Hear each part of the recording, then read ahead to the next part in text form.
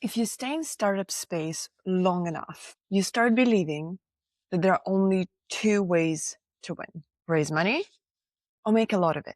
No funding, you're behind. No big revenue yet, you're failing. And then you open LinkedIn and it gets worse. Someone just closed a round. Someone is scaling. Someone is celebrating yet another milestone. And suddenly you're looking at your own company thinking, what the hell are we doing wrong? At some point, you stop building your company and start measuring your life against someone else's highlight reel.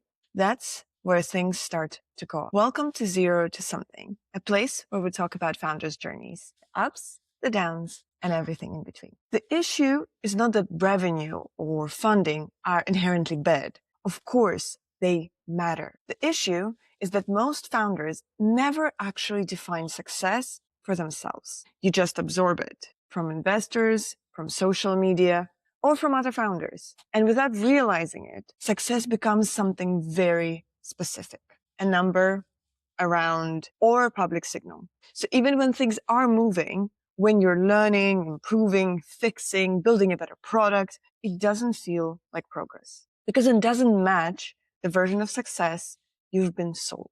And that creates this weird disconnect where things are objectively getting better, but internally it feels like you're standing still. And what does it do to you? Well, you start feeling behind. You can't clearly explain why. You look at your timeline and think, we should be further ahead. You look at other founders and think they are ahead. And slowly you stop asking, are we getting better? And start asking, why are we not there yet? That shift sounds small, but it changes everything. Because now you're building from pressure and not from clarity. You're reacting instead of thinking. Let me give you something from our reality. We had a meeting with a client back in October. They didn't hate our product, but they didn't love it either. They had some issues with it. The voice of the bot didn't sound right. The conversation didn't seem natural enough. Some features were missing. You could feel it. We weren't there yet. And they were quite open about it. This is not good enough. Now, fast forward to March. Same client comes back.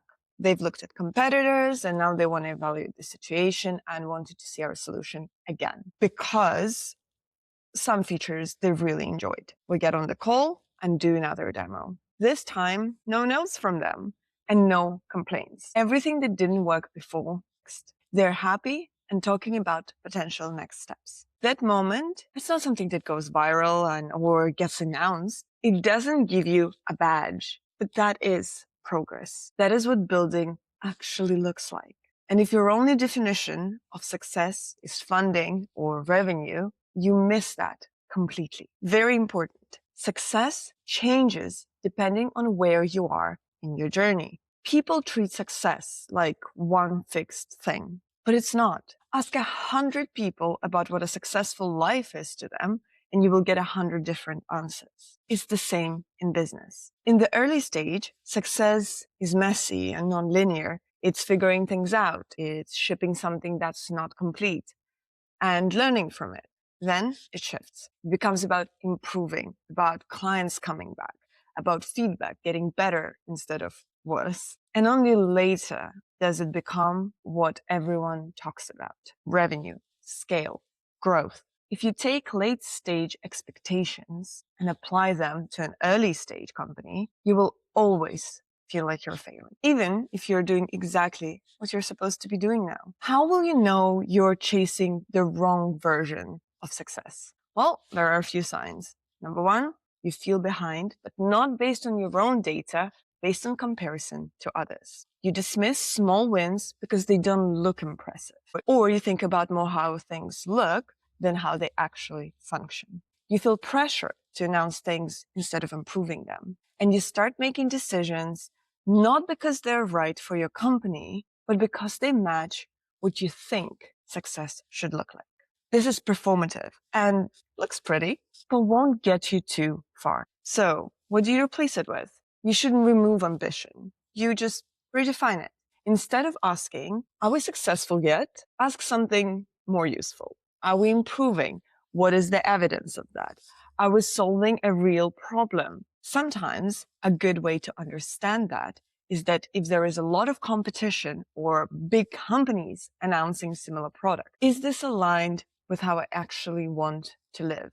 Because you can hit numbers and still hate your life. And are we building something that compounds, something that gets stronger over time, not just spikes once and disappears into the abyss? This is slower and less glamorous, but it's real. You need to stop borrowing someone else's definition of success. Because if it's not yours, you will always feel behind. There will always be someone faster, louder, further ahead. But when you define success based on your stage, your progress, and what you are actually building, something shifts. You start seeing movement again. And once you see it, you can actually build on it. And as always, I leave you with 2 prompts to reflect on. Number 1, what progress have I ignored recently because it didn't look impressive enough? And number 2, if I removed comparison completely, what would success look like for the stage I'm in right now? Thank you for tuning in, and I'll see you next time.